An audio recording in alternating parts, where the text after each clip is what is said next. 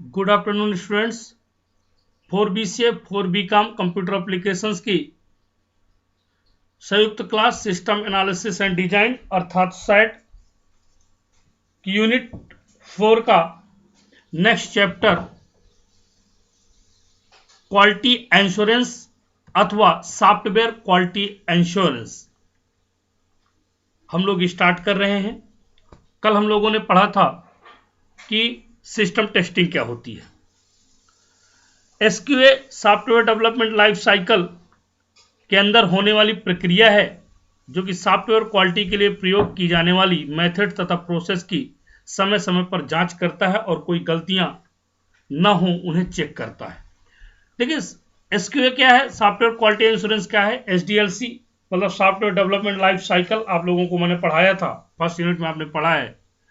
उसके अंदर होने वाली जो प्रोसेस है वो सॉफ्टवेयर क्वालिटी के लिए यूज की जाने वाली मेथड्स तथा प्रोसेस की टाइम टू टाइम उन्हें चेक करता है और वो इसलिए चेक करता है कि उसमें किसी प्रकार की एरर्स ना हो। सॉफ्टवेयर क्वालिटी से तात्पर्य है कि सॉफ्टवेयर एरर फ्री, आवश्यकताओं को पूरा करने वाला, समय पर डिलीवर होने वाला तथा बजट के अंदर आने वाला होना चाहिए और उसकी परफॉर्मेंस बहुत अच्छी होनी चाहिए। जो SQA है ये निर्धारित करता है कि आपके द्वारा यूज किए जाने वाला सिस्टम या सॉफ्टवेयर एरर फ्री है, आपकी रिक्वायरमेंट्स को पूरा करने वाला है और टाइम पर डिलीवर होने वाला है तथा आपके बजट में है एवं उसकी क्वालिटी जो उसकी परफॉर्मेंस है वो अच्छी है। अगर इसको आसान शब्दों में कहें तो अपने यूजर को सॉफ्टवेयर संबंधित जानकारी प्रदान करना एवं उसकी गुणवत्ता परखने के लिए सॉफ्टवेयर टेस्टिंग की जाती है। प्रोडक्ट को बेचने वाली कंपनी के द्वारा तैयार किए गए सॉफ्टवेयर को कस्टमर के जरूरत के हिसाब से बनाया जाता है और कस्टमर जिन इन्वायरमेंट में सॉफ्टवेयर का यूज करता है ये करेगा, उन परिस्थितियों में लैब में तैयार करके सॉफ्टवेयर को चेक किया जाता है। मतलब यहां पे पूरी कहानी ये है कि जो यूजर की रिक्वायरमेंट होती है उसकी रिक्वायरमेंट के हिसाब से ही उस सॉफ्टवेयर को प्रिपेयर किया जाता है। अब देखिए ये एक लैब है, आपके फिगर में दिख रही होगी। एक डेवलपर बैठा हुआ है और वो सॉफ्टवेयर डेवलप कर रहा है, तो वो उसको टेस्ट कर रहा है, सॉफ्टवेयर की क्वालिटी को इंश्योर कर रहा है कि क्या वो यूजर की रिक्वायरमेंट्स को फुलफिल कर रहा है या नहीं, उसकी नीड्स को रिप्रेजेंट कर पा रहा है कि नहीं कर पा रहा है। डेवलपमेंट टीम द्वारा सॉफ्टवेयर तैयार किया जाता है, उसके बाद तैयार सॉफ्टवेयर को टेस्टिंग टीम के पास भेजा जाता है। टेस्टिंग करने वाले व्यक्ति को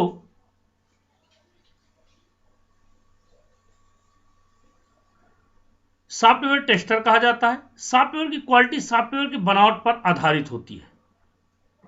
देखिए जो डेवलपमेंट टीम है, जो प्रोग्रामों की टीम होती है, वो सॉफ्टवेयर को प्रिपेयर करते तैयार करते हैं और इसके बाद टेस्टर के पास भेज देते हैं। और जो टेस्टिंग करते हैं उनको सॉफ्टवेयर टेस्टर कहा जाता है। जो प्रोग्राम प्रोजेक्ट बनाते हैं उनको डेवलपर या डेवलप प्रोग्रामर कहा जाता है। तो सॉफ्टवेयर की क्वालिटी उसकी जो डिजाइन होती है उसके पर आधारित होती है। तो इसकी दो प्रकार से डिजाइनिंग होती है, एक एक्सटर्नल क्वालिटी होती है, दूसरी इंटरनल क्वालिटी होती है। एक्सटर्नल क्वालिटी का अर्थ है कि जब कोई यूजर सॉफ्टवेयर को चलाता है तो वो क्या एक्सपीरियंस करता है, इस पे ध्यान दिया जाता है।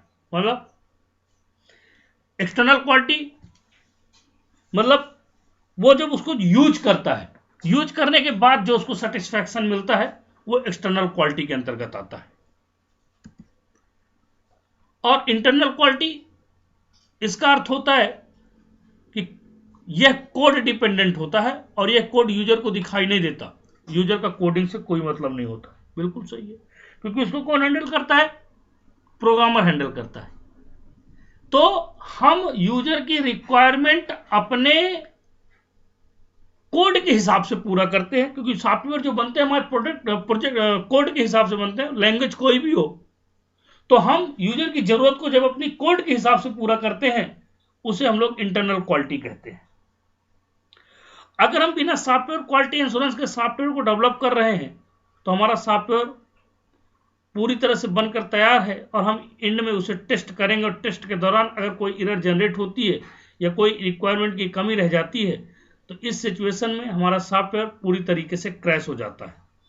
इसलिए हम डेवलपमेंट प्रोसेस के बाद सॉफ्टवेयर क्वालिटी इंश्योरेंस को चेक करने के लिए टेस्टर के पास भेज देते हैं। देखिए ये बहुत बड़ी बात है यहां पर कि अक्सर सॉफ्टवेयर क्वालिटी इंश्योरेंस को लोग दूसरे मतलब से समझते हैं कि इसका रोल क्या है। इसका रोल एक्चुअल में ये होता है कि हम पहले सॉफ्टवेयर को बनाते हैं और सॉफ्टवेयर को बनाने के बाद क्वालिटी इंश्योर्ड करने के लिए एक अलग डिपार्टमेंट्स होता है, वहां पर उसको भेज देते हैं। वहां चेक किया जाता है क्या जिस रिक्वायरमेंट या जिस नीड के लिए इसको बनाया गया है क्या वो पूरा कर रहा है। यदि हाँ तो उसमें टेस्टेड ओके करके वापस प्रोडक्शन डिपार्टमेंट के पास आ जाता है।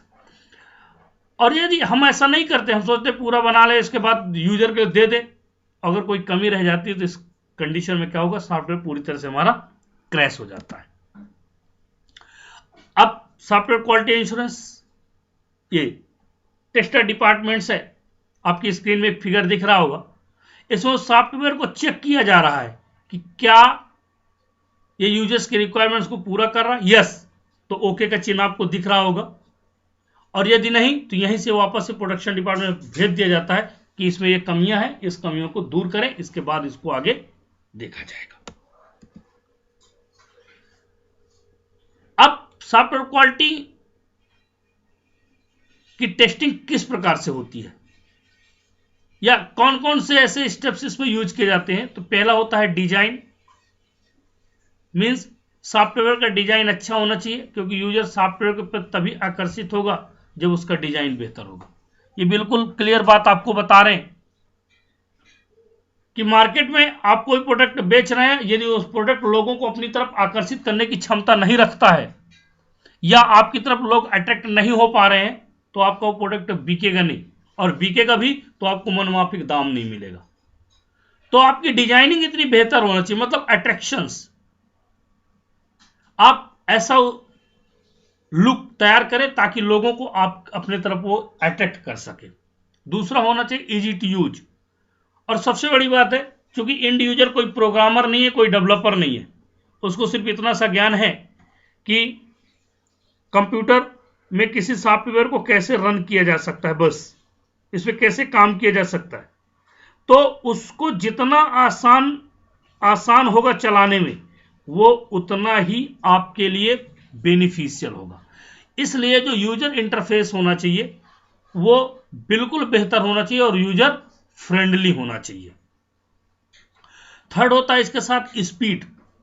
किसी सॉफ्टवेयर को कम समय में बेस्ट सर्विस प्रोवाइड करने वाला होना चाहिए तथा इसकी गति तेज होनी चाहिए, जिससे यूजर द्वारा किया गया कार्य जल्दी सरलता से हो सके।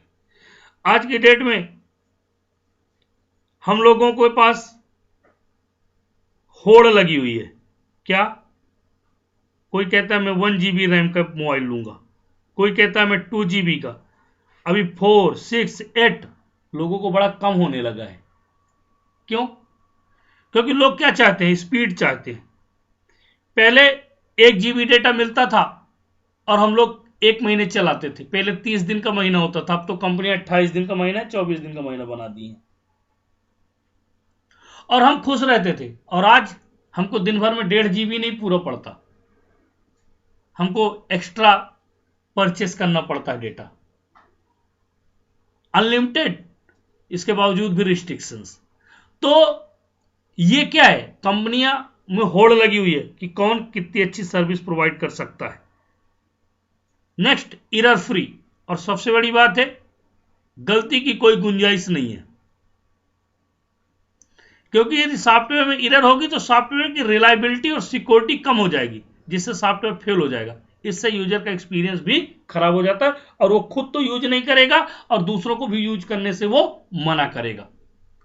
इसलिए बेहतर यह है कि आप यूजर फ्रेंडली के साथ साथ उसको जितना पॉसिबल हो उतना ज़्यादा एरर फ्री रखें और उतना ही उसको मैनेज करें ताकि वो रिलायबल, सिक्योर्ड और एक्सपीरियंस जो यूजर का है वो नहीं खराब होना चाहिए।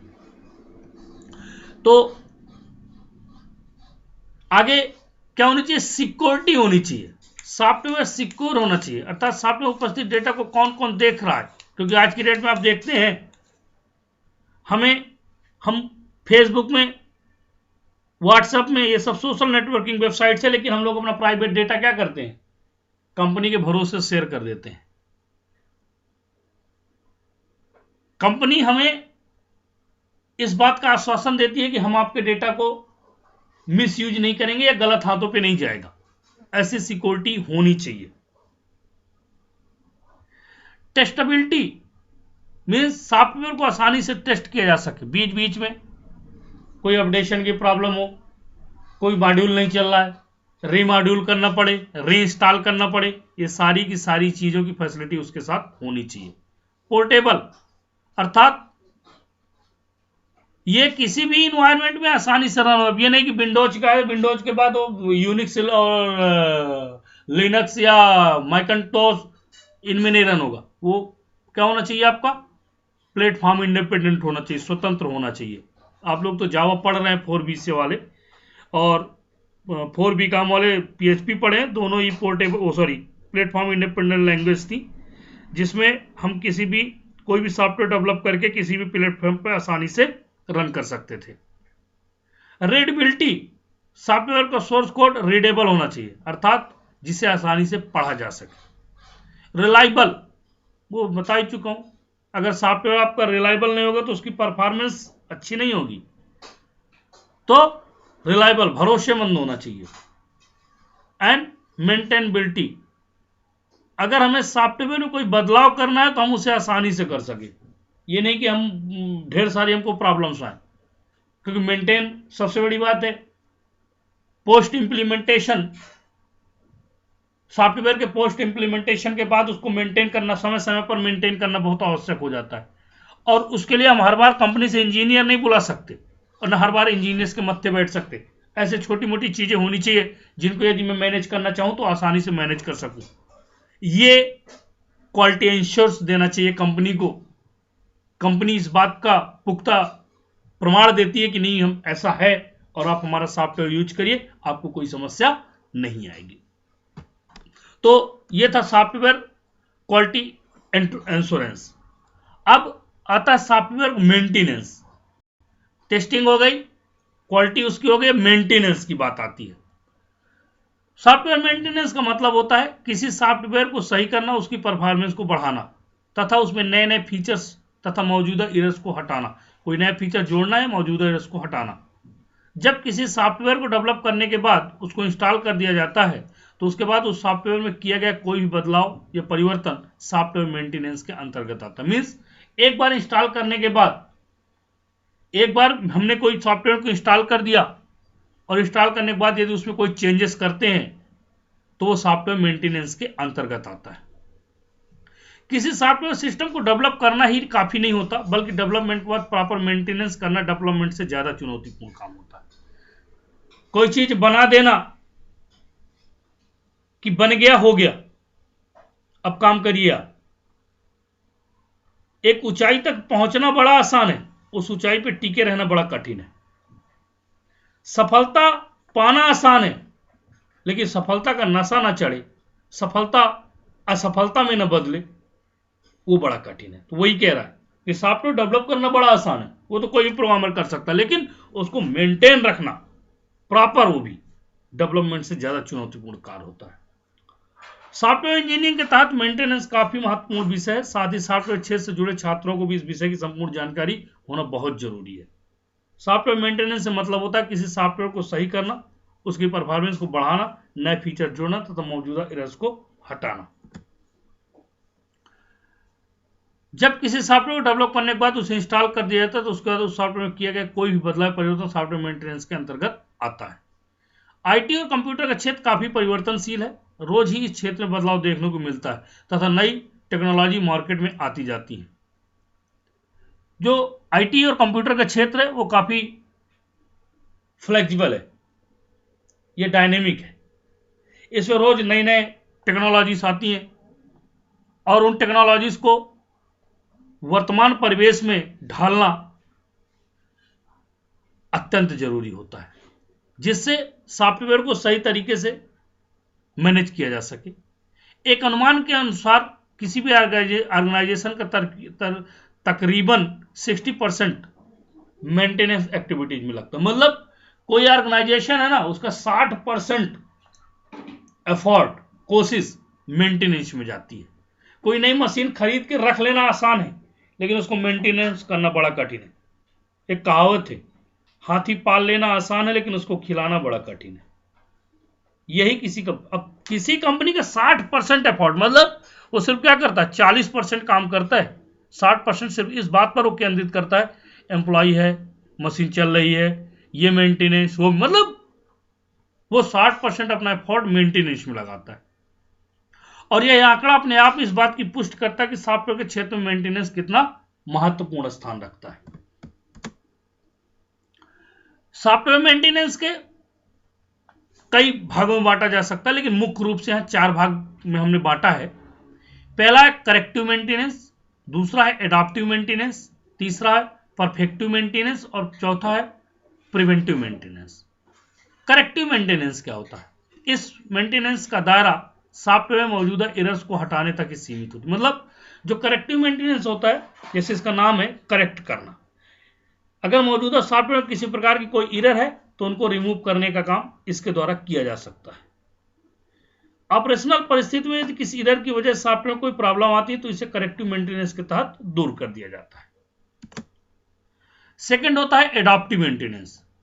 यदि किसी सॉफ्टवेयर को इंस्टॉल करने के बाद उसमें कोई परिवर्तन किया जाता है, क्योंकि टेक्नोलॉजी या एनवायरनमेंट में कोई बदलाव आ गया है, तो इस तरह का मेंटेनेंस एडाप्टिव मेंटेनेंस कहलाता है। मींस एक बार सॉफ्टवेयर इंस्टॉल कर दिया जाए और इंस्टॉल करने के बाद यदि टेक्नोलॉजिकली या एनवायरनमेंट के अनुसार उसमें कोई परिवर्तन किया जाए, उसे एडाप्टिव मेंटेनेंस कहते हैं।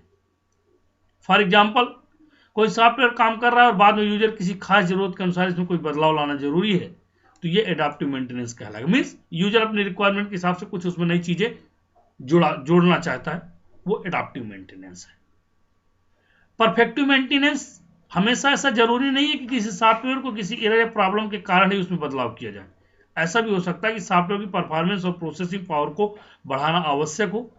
इस तरह के बदलाव से संबंधित मेंटेनेंस को परफेक्टिव मेंटेनेंस कहते हैं। मींस जरूरी नहीं कि हर समय कोई एरर आए या कोई प्रॉब्लम हो तभी उसमें कोई बदलाव किया जाए। कभी कभी ऐसा होता है कि सॉफ्टवेयर की आज के हिसाब से सॉफ्टवेयर की परफॉर्मेंस, जैसे मैंने भी पीछे एग्जांपल दिया था कि पहले 1 GB डेटा हमको 30 दिन चलता था, अभी 2 GB, 2.5 GB, 3 GB हमको एक दिन में। तो ये क्या है? समय की मांग है, ये बदलाव है। क्योंकि पहले 1 GB आता था तो हम थोड़ा सा यूज करते थे और डेटा ऑफ कर देते थे, और आज क्या है, मुझे लगता है कि ना मोबाइल ऑफ होता है ना डेटा ऑफ होता है। तो जब हमारे पास, चूंकि अब हमारे पास रिसोर्सेस ज्यादा हैं तो यूज ज्यादा है। पहले रिसोर्स भाई 214 215 रुपए का 1 GB डेटा मिलता था, आज अगर देखा जाए तो ऑन एवरेज मेरे हिसाब से 5-6 रुपए GB का डेटा पड़ता है, तो हम उस हिसाब से यूज कर रहे हैं। तो ये उसकी परफॉर्मेंस, प्रोसेसिंग पावर को बढ़ाने की जरूरत है। इस तरह के बदलाव को हम लोग परफेक्टिव मेंटेनेंस कहते हैं। तो अब जो नेक्स्ट प्रिवेंटिव मेंटेनेंस, मींस इसके द्वारा सॉफ्टवेयर को इस तरह से हैंडल किया जाता है ताकि भविष्य में होने वाली किसी प्रॉब्लम में ब्रेकडाउन को रोका जा सके। इसे सॉफ्टवेयर की री इंजीनियरिंग भी कहा जाता है। मींस प्रिवेंटिव मेंटेनेंस को प्रिवेंट करना, मतलब फ्यूचर में यदि कोई प्रॉब्लम आ जाए तो हम उस सॉफ्टवेयर को वहीं रोक कर उसमें नए तरीके से काम किया जा सकता है। ऐसे मेंटेनेंस को प्रिवेंटिव मेंटेनेंस कहते हैं। अब मेंटेनेंस जरूरी क्यों है? यदि संक्षेप में कहें तो सॉफ्टवेयर मेंटेनेंस की जरूरत हमें इसलिए पड़ती है क्यों सॉफ्टवेयर की परफॉर्मेंस को इंप्रूव किया जा सके, सॉफ्टवेयर में मौजूदा एरर्स को हटाया जा सके, निकट भविष्य में होने वाली किसी एरर से सिस्टम को बचाया जा सके, करंट टेक्नोलॉजी के अनुकूल सॉफ्टवेयर में उचित बदलाव किया जा सके। मेंटेनेंस प्रोसेस किसी भी सॉफ्टवेयर की लाइफ लॉन्ग प्रोसेस होती है। मींस लाइफ लॉन्ग प्रोसेस क्यों होती है? क्योंकि सो दैट आपके पास बाइक है, आप समय समय पर उसकी सर्विसिंग नहीं कराएंगे, उस पर ध्यान नहीं देंगे, उसको मेंटेनेंस नहीं रखेंगे तो एक समय बाद वो खराब होने की स्थिति पे आ जाएगी। तो इसलिए हम लोग क्या करते हैं, कहते हैं कि सॉफ्टवेयर प्रोसेस एक लाइफ लॉन्ग प्रोसेस होती है। ओके, तो थैंक यू आप लोगों को, आज के लिए इतना ही काफी है। नेक्स्ट क्लास जो भी पढ़ेंगे हम लोग वो नेक्स्ट टॉपिक के साथ होगी।